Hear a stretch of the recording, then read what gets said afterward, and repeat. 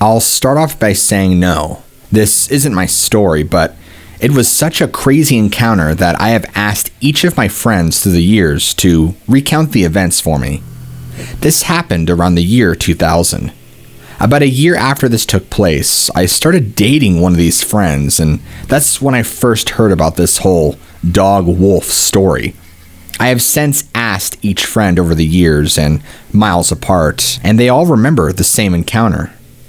Before my ex was even my boyfriend, well, let's call him Jay. He and our other friends were about 18 years old at the time. At that age, I remember it being an adventure to find a place to go smoke. Hey, let's hike to so-and-so and puff. The good old days when we got away from parents and planned a whole day around smoking. It was Jay and his best friend B and their girlfriends S and M. The four of them decided to drive to Mount Pisgah, a beautiful wooded area outside of Eugene, Oregon. It's more of a hill, but it's nature in its prime for sure. I've been out there many times growing up, and I know exactly what trail they were on, the main one that connects the parking lot to the river. They had driven in B's little white sedan, parked in the parking lot, and then walked to the river. On the way to the river from the lot, there is a very small bridge that crosses a small creek. This will be relevant for later. The group spent the day out there swimming and puffing and puffing and swimming, just being typical Oregonian teens. I can imagine that hunger is what drove them to go home after a few hours, as the sun began to set. Either activity alone is bound to get someone hungry, let alone both. So, they walked along the well-worn main dirt path to the parking lot. This path has since been paved, according to Google Maps, of course. It doesn't take but 20 minutes or so for them to get back to the little footbridge by the parking lot that they had crossed when they hiked in. When they reached this small footbridge near the parking lot, B looked out into the vast field between them and the wooded mountain, and noticed a huge dog near the tree line, about 100 yards away actually. They all later described it as the biggest dog they had ever seen. The dog was just sitting there, not looking scary, just looking like a humongous friendly dog. It was starting to get dark, but from M and J's descriptions and the drawings she did for me later in 2005, it was very shaggy and very furry. I may even still have that notebook where she drew the dog thing. If I find it, I'll let you know. My friends continued to walk across this small wooden bridge, and one of the girls screamed. The big dog was now on its hind legs, standing much closer than when they had seen it just a couple of seconds earlier. It had traversed most of the large field in just seconds it took them to get across this 10-foot long bridge.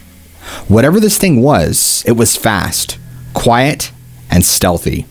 My four friends ran to the car, and they had the classic cliche, "I can't get the key in," because B was fumbling madly for the keys. At this point, the dog was standing on its hind legs still at the very edge of the parking lot, looking at them. Still had the dog face, still had the dog body, standing up obviously. They never saw it walking on all four, or just two.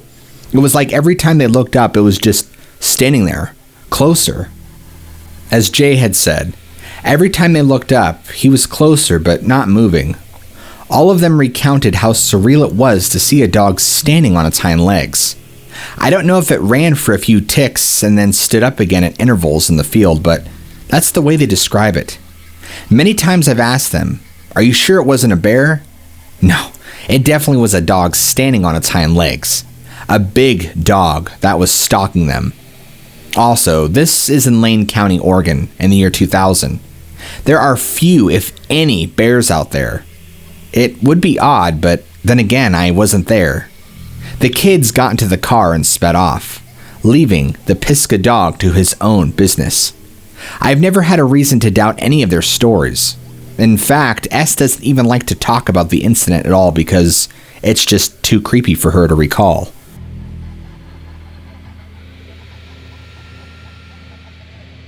The events I'm about to describe are very true, and I will take them to my grave. These events happened around 2013, or 2014 midsummer in a small town in rural New Hampshire. Both stories also happened with one of my friends being present, and he witnessed the same things I did. The first event took place on a warm summer night. My friend and I live in the same town and only live about 2 miles from each other. At the time, I had my license and he did not, so I would drive to his house to hang out and play video games, or I would pick him up and drive back to my place to hang out. Right down the hill from my place is this old textile mill that has been closed for a while now, and there have always been rumors going around about how people died working in the mill years ago, and sometimes at night, if you look in the window, you can see ghostly figures still dressed in the old-time clothing. Across the street from the mill is a dirt parking lot that telephone companies park their work trucks in and grab them in the morning. I had just picked up my friend and we were driving back to my house. As we're driving by the dirt parking lot, we noticed something. The telephone company trucks were big, and you could see underneath them on the other side of one of the trucks. I saw a pair of legs and feet, like someone was just standing there motionless. The legs were very pale and stood out in the darkness, and there were no shoes, just bare feet. In fact, it kind of looked like the legs of a child who happened to be young, maybe 8 years old. As we kept driving and passed the truck, the feet and the legs disappeared like they were never even there. We were going fast enough that there was no way if it was an actual person that they could have ran off before we passed. I asked my friend if he just saw that, thinking I was crazy. "You mean the white legs and feet?" he asked. To this day, I still hope it was our imagination playing tricks on us, but sometimes I wonder if a child may have died working in the mill many, many years ago, when child labor was actually legal. This last event happened to me and my same friend as the ghost legs. It was late at night, and I was driving him home after coming home from the movies. Let me remind you that I live in a rural, woodsy town. We were on this stretch of road close to his place with woods on either side, not driving very fast, and the speed limit for that road is around 20 miles an hour. Just remembering this next part as I write this chills me to the absolute bone. As we are driving along this thing, it flies over the road just above the tree line. It flew next to a streetlight, which lit this creature up pretty good. At first, I thought it was just some type of bird, but as more of it appeared by the light of the streetlight, I realized this thing was way too big to be a bird of any type. The thing we saw had the body roughly the shape and size of a large wolf, but with short hair. It had bat-like wings, big enough to support its weight and size. The creature had front and back legs, unlike a bird, and also had a tail. Luckily, I didn't see it long enough to get a good description of its head. And I'm glad I didn't, because I was already completely paralyzed with fear, as I was. Later on, my friend claimed it had red eyes. I did not see that. The whole time this was happening, my friend and I did not say a single word. The rest of the way to his house, we said nothing. When we finally pulled his driveway, and I shut off the car, we both started freaking out. I was hoping I was going crazy, and to this day I would like to think I was, but I somehow saw the exact creature he did. We went on inside and told his brother, and he thought we were both crazy. And after that long of a while, we told no one because, who would believe us anyway? To this day, I don't know what kind of creature we saw. I just don't. Just thinking about going in the woods in that town now scares me. If anyone has any idea what we might have seen or has had any strange creature stories around New England, I would love to hear them.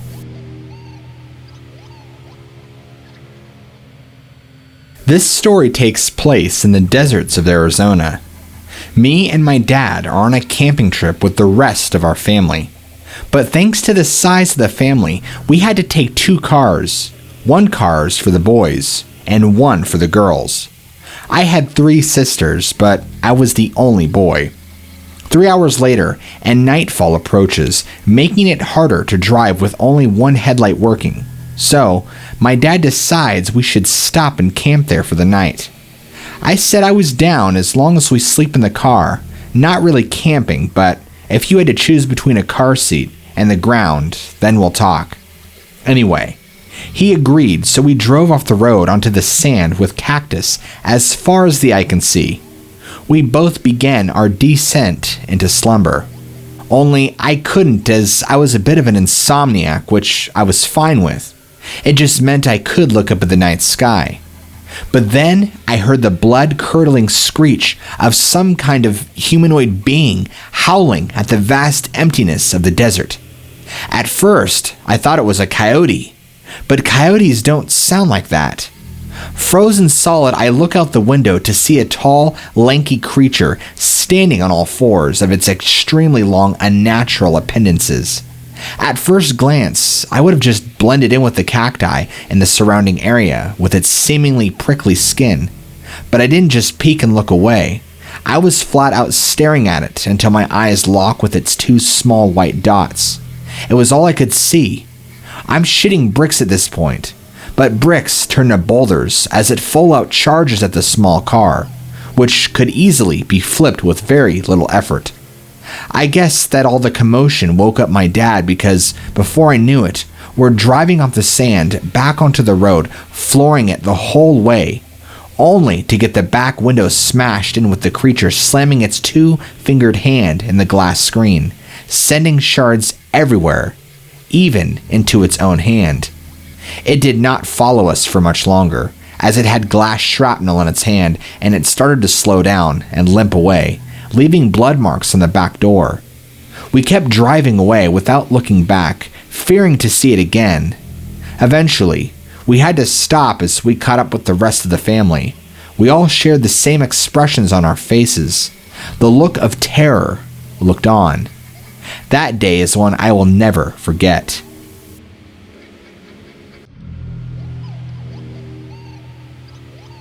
This happened in 2015, when my husband and I were together. We've since separated, and perhaps this story will help you understand why. He and I married that year, and he always was a little off, sometimes more off than on. He served in the military and was proud of his time served, and I was proud of him too. However, he had a tendency toward visual hallucinations. I'm not sure if it's the whole PTSD thing or his family history of mental illness, but he saw things. Usually it always happened while driving. Once he saw an 8-foot spider casing the side of a barn while we were riding along the road. He asked me if I saw it. He was panicking. I, of course, didn't see it. Here, let me paint a picture. My mom lives deep in the rural South. Further down her road are old houses that people still live in, and use outhouses to this day still. They collect rainwater to drink, etc. Before you get to my mother's road, there's a well-kept farmhouse, pretty close to the main highway as a matter of fact. A highway with its own haunted issues, ghost cars and such. I'm not kidding. My sister says she's seen a dozen men walking out in the fields behind that house, dressed immaculately in white suits. I promise everything I'm saying is true to the best of my knowledge. He and I pull onto the highway one night just after dusk and are gaining speed as we pass that house. He's driving and I'm in the passenger side, head back, eyes closed, and the farmhouse is on the right of the car. Suddenly, my husband swerves and screams. My eyes open. In a blur, I see a white human-shaped creature running at the car. Pale white, maybe gray skin, crazed, angry eyes. I don't recall that it was wearing clothing. I just remember the flash of white skin. And those eyes. Human eyes. Unmistakably human, with all the rage and wild contempt that only a human being could be capable of. It was running right for my door, but we passed it before it made it to the car. He screamed, asked if I had seen it. I don't know why. I can't tell you why, but I told him I hadn't. He described it to me, and I reiterated that I hadn't seen it. Later on, I confessed that I had seen it, so I'm not a complete liar, I hope. I can't let go of the feeling that it wanted to do harm to one of us. It seems I had locked eyes with it, but it was only a split second, so I wonder what my mind has filled in to make sense of the situation. Worse, much more strange things happened to my husband and me, but I can't talk about those things. I feel safe enough describing this, however. For some reason, he seemed like a beacon for the unusual and the unexplainable. He and I separated largely due to his decreasing mental health, so I'm not sure what he's been seeing these days. But I know we both saw something that night. I'm just not sure what it was.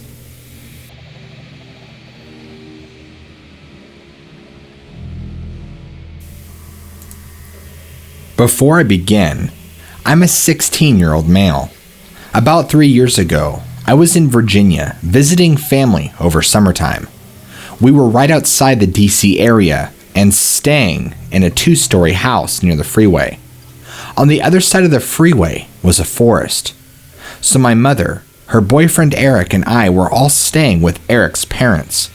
We had brought some night vision binoculars and decided that tonight was the perfect time to use them. So after dinner, we gear up and head out. We pass under the freeway and head into the woods. When we get about 5 minutes into the forest, we set down our bags and take out our binoculars. My mother looks around with them for a while, seeing a few squirrels here and there. She gets tired of them and passes them to me. I look around for a while, being careful not to look at the freeway for fear of being blinded. I spot something behind a tree about 50 feet to our left. I concentrate on it, trying to figure out what it is. It looks like a pale, bald, anorexic man looking straight at us from behind a tree. I get a bit uneasy, but I'm hesitant to believe it's really there. I ask Eric to take a look, just in case. To my despair, he sees it too. He describes it much the same way I did. Now, Eric is a former amateur boxer, and I train MMA almost every day, but neither one of us wants to stick around with that thing. We start heading back to the house, crossing under the freeway. We take another look behind us as a car goes by. All three of us see glowing eyes lit up by the headlights on the other side of the freeway. We say screw it and head back to the house. When we get back, Eric's parents are asleep, and my mother and Eric go upstairs to the guest room. There's only one guest room, so I have the couch downstairs. I'm a little too excited after seeing the thing in the woods, so I end up staying up all night. Around 3 in the morning, I am watching television and start hearing footsteps above me. I immediately remember our earlier encounter and panic a little. I try to calm down and tell myself it's just one of the dogs or maybe somebody who couldn't sleep. I keep hearing the footsteps for a while until I hear a doorknob jiggle. I find it weird that they're trying to open a locked door, but I try to ignore it. They stop, walk around for a few more minutes, and then it's quiet again. I stay up until the sun starts coming up and then pass out. My mom wakes me up and I remember the footsteps from the night before. I described what happened and asked if one of them got up at any time. She says no, and I think it must have been one of the dogs. That is, until she tells me the room above me is the office. No one was in the office, and the door stays locked at night. I remember our encounter the night before, and my heart sinks as I piece it all together. I don't know if it was that thing for sure, but I think it was. I've done a lot of research since then, trying to figure out what that thing was. I've found 2 creatures that seem to match it. I think it was either a Wendigo or the Dover demon. Whichever one it was, I'm just thankful that the door was locked. I know I wouldn't be able to fight that thing, no matter how tough I am.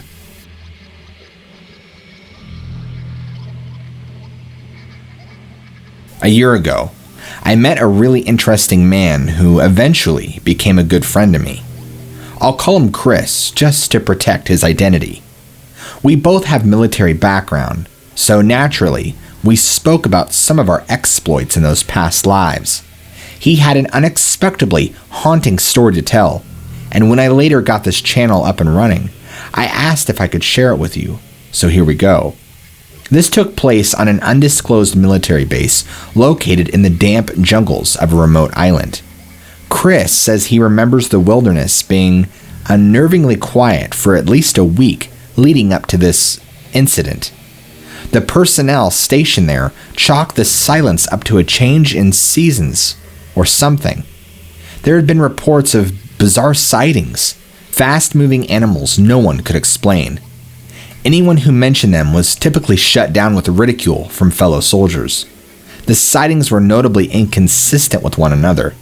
Some saw large eyes, while others saw small ones. Some heard a big thing trudging boisterously through the woods. Others heard the sounds of something small and light sneaking around in the brush. No one had seen anything worth defending an inevitable argument, let alone losing their reputation over. Chris heard every report due to the fact that he was the desk sergeant at the time. Anyone who saw or heard something off, which could potentially impact the security of the base, would typically come to him to have it notated in the log. He never took the more fantastical reports seriously enough to actually write them down, of course, unbeknownst to the concerned soldiers who came to him. Some of them came just to talk about what happened, off the record. Anyway, which it would typically end up with them just trading ghost stories. On the night in question, Chris and his team were on the far side of the island, an area which was completely uninhabited, where no human presence could be found for hundreds of miles in every direction. For that reason, the military chose that location for storing their weapons and explosives. Chris and a partner, who I'll call Barry, were conducting the nightly checks on the magazine storage, areas which lay several miles deep into the uninhabited zone. The jungle was still weirdly quiet, but it was good for them, being that their mission was to detect foreign intelligence or operatives tampering with U.S. equipment, or the occasional refugee group that washing ashore. They were on a road that rested in the valley of two mountains, bordered by a gigantic hill, thick and rocky with tall grass. As they drove along slowly with their Humvee windows down, they heard a heavy thud coming from the woods. A totally unexpected, unnatural sound emanated clearly from the tangled growth. The first thud drew their attention, but was quickly followed by other noises. Barry shut off the headlights and shut off the engine so they could sneak up on whatever or whoever was out there. They knew anyone attempting to navigate the dense vegetation would have to do carefully, taking time to carefully avoid injury.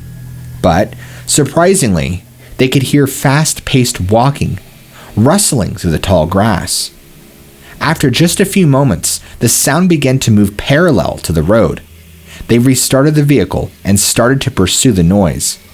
The walking continued for a while as they followed it with their only running lights on, before suddenly stopping. They at first thought they'd lost track of whatever it was, so they turned the headlights back on, assuming it was a deer or something, and continued a distance down the road. As Barry proceeded to turn the high beams on, both men noticed something in the distance. Approximately 30 yards ahead, a humanoid creature jumping into the road and then into the brush on the other side. It was gray, over 2 meters tall, with a small oval-like head. Its movements were too swift for its size. The best way he could describe its leaping motion was like that of an impossibly nimble frog. Seeing the creature instantly gave Chris the feeling of being punched in the stomach. His heart sank so rapidly, and my adrenaline kicked in so fast that he began to feel nauseous, on the verge of vomiting. He laments the fact that neither of them had the will to chase after the creature, but the feeling of being at such a disadvantage was absolutely petrifying. The idea that they were stalking it raised the question: were they hunted or being hunted themselves? Whatever it was, the monster definitely had the tactical advantages of position and mobility. Chris and Barry turned their truck around and sped off into the night. The woods remained silent for at least another week, returning to the normal droning sounds of the local wildlife soon after.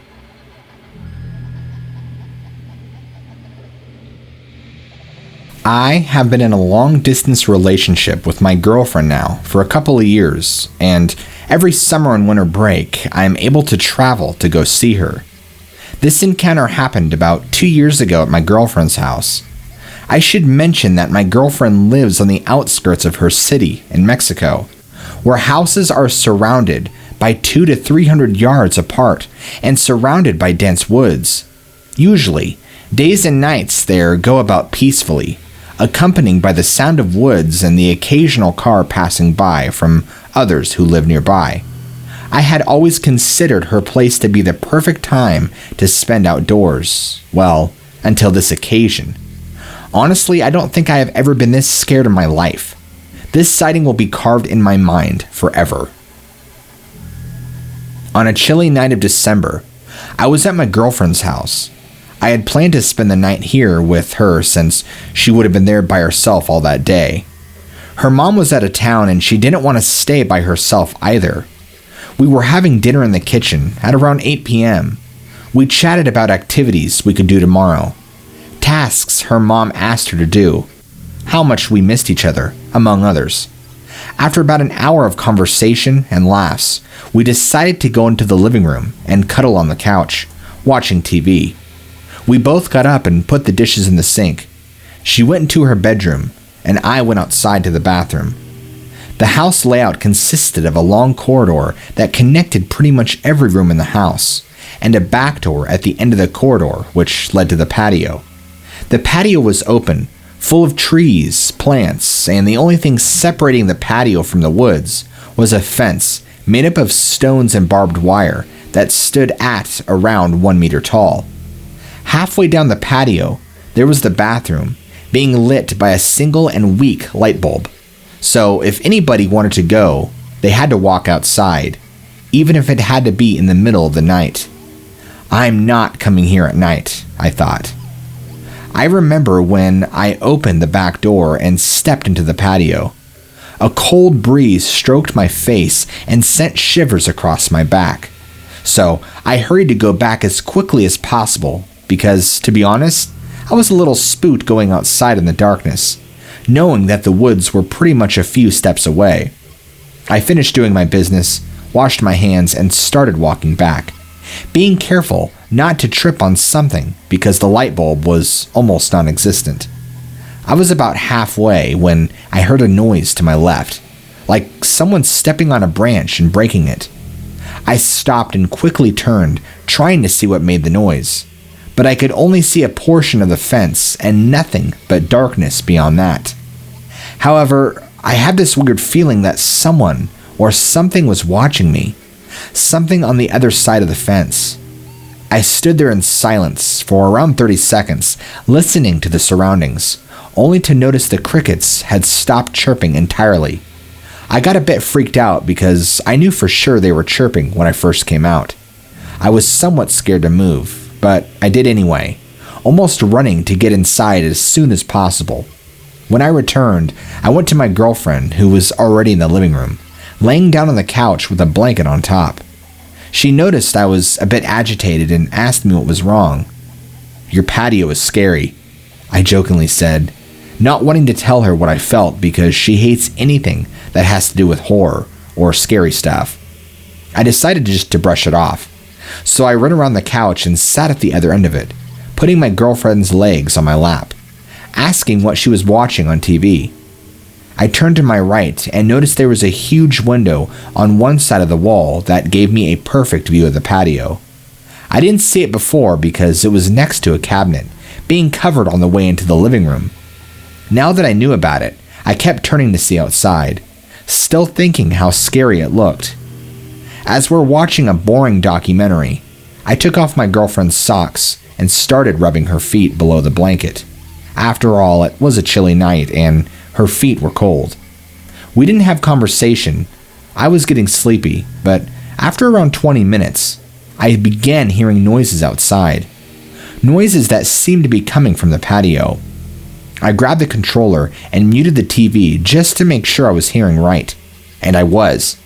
It sounded like tiny twigs breaking and grass being brushed. I quickly turned to my right to see outside the window, but I could only see the plants and part of the trunk from a big tree. The noise, although faint, stopped for a few seconds, resumed a few moments later, and stopped again. I stood frozen, watching outside the window, almost as if waiting for a thing to appear. "What's that noise?" I whispered to my girlfriend, but after I didn't get a reply, I turned around and stood up a little to see she had her eyes closed and had fallen asleep. Now I was a bit freaked out, but I chose to believe it, as it was probably a coyote or some other animal that lurks around in the woods at night. I kept watching the TV muted, waiting for the noise to start again, but after a while I realized it had stopped. I turned around one more time to see outside the window, and I felt my heart sink into my stomach. The first thing I noticed when I looked outside that time was a faint image of a gray, pale, and tall humanoid figure peeking from the side of the big tree trunk, staring right back at me. I suddenly froze in fear, not wanting to even slightly move or breathe. I watched this thing as it watched me, even though I couldn't see its eyes because of the poor lighting conditions. But I knew it was watching me. I knew it was aware of me. I somehow felt it. The creature was, like I said, pale. In fact, it was really pale. I could see the contrast between its skin and the bark of the tree. The creature was very thin, had skinny shoulders and torso, as well as an elongated neck. It looked like it was around maybe 6 or 7 feet tall. Unfortunately, or should I say, fortunately, I could not distinguish in detail any facial features, just because of how dark it was, but I could perfectly picture in my head the shadowy areas around where eyes would be for a person, and another one where the mouth would be. It was sort of grinning. At this point, I was trembling just a little, and I wanted to let my girlfriend know what I was witnessing, but I didn't want to move a muscle or break eye contact with that thing. I felt like I needed to remain calm and still, or play dead to lose its attention. But no, the creature kept staring, not moving an inch, like it was trying to do the same.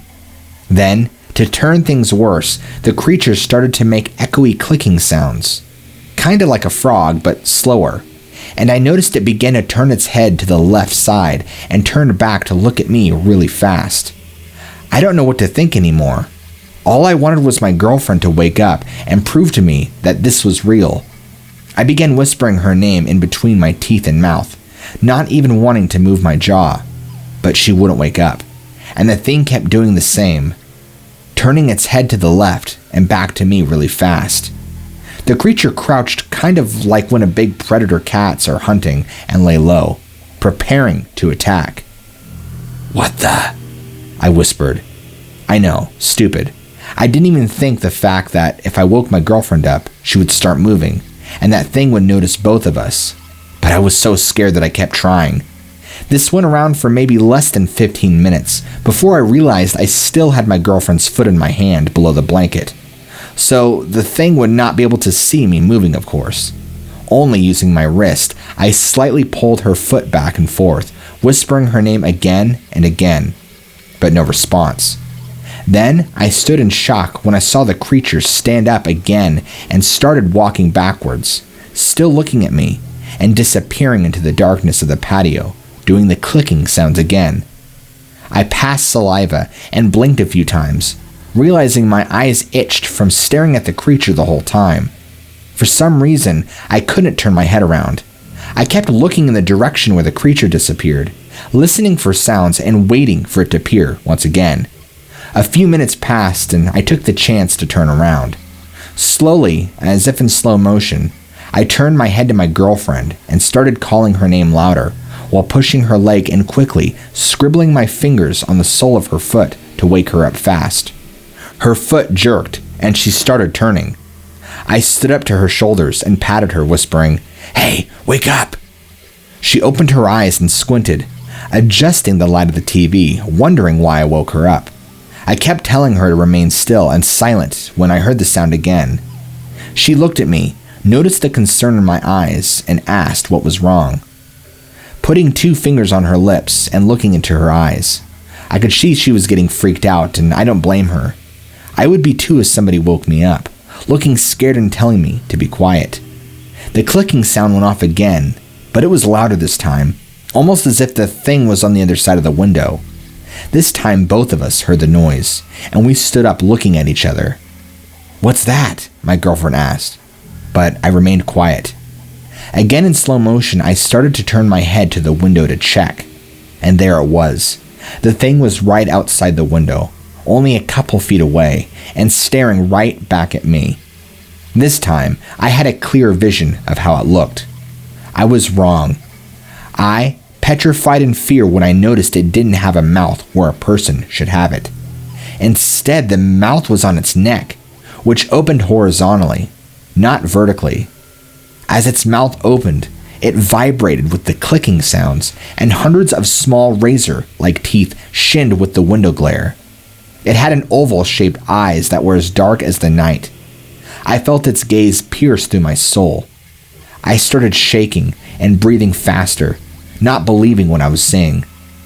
My girlfriend peeked by my side to see what I was looking, and I instantly felt her body tense up under me as she started to ask me in a trembling voice what that thing was. But no answer came out of me. Now we were both scared to even move a muscle. After the humanoid noticed my girlfriend move, it gave a step forward and lowered its head, almost as if it was scanning us. We jumped in fear after seeing the thing doing it because we thought it would start coming toward us. My heart was beating so fast I thought it would faint at any time. Then, the thing began to walk slowly to its right side, in the direction where the door to the corridor was, resuming the clicking sounds. If you have seen the movie Signs and remember the scene where the humanoid came out of the bushes outside the house, that would be an accurate representation of what we saw. We took a good look at every inch of this thing's body. It walked with its head turned towards us. After we lost sight of it through the window, we both sat up and looked at each other, when suddenly, we heard something scratch the metal door that led to the corridor, as if the thing was grazing its fingers. Without thinking twice, I grabbed my girlfriend's wrist and jolted out of the living room, locking ourselves in her bedroom. We sat on the floor right next to the bedroom, hiding in case that thing got inside. The scratching kept continuing, and my girlfriend began sobbing, still asking about what we saw. I felt powerless knowing I couldn't do much to reassure her. I could only hold her and hope for the thing to give up and leave. The noise continued for about 3 minutes when it suddenly stopped. Then, we began hearing stepping noises all around the house, and we kept turning to whatever direction we heard the noises come from. Eventually, the noises ceased, and after an hour or so, we figured the creature had left. My girlfriend, still with tears in her eyes, told me if we could lay in bed. I agreed because my back was hurting from being on that couch for over an hour. We slowly crawled into bed, making the least noise possible and covering ourselves with another blanket. I didn't get a minute of sleep that night. I kept my eyes opened, listening to every sound around us. The next day, we didn't even want to touch the subject. All we said was that the creature was not from this world. My girlfriend said she felt the creature's gaze pierce into her, almost as if that thing was feeling with its pure sight. Nothing else was said, and we were left sort of traumatized. I realized that she was going to put up with that fear of going outside in the future, and I didn't want that thing anywhere near her again or her family. Days after the encounter, we both suffered from terrible nightmares. She mentioned that she sometimes woke up in the middle of the night, screaming and trembling, and wouldn't be able to stop until her mom went to check on her. The fences that separated the patio and the woods had been redone since. They now stand 2 meters tall, blocking any easy access from the woods. Before this, they had to make sure they didn't have to go outside at night. They haven't had any other encounters again, but my girlfriend insists that the patio still gives her chills at night.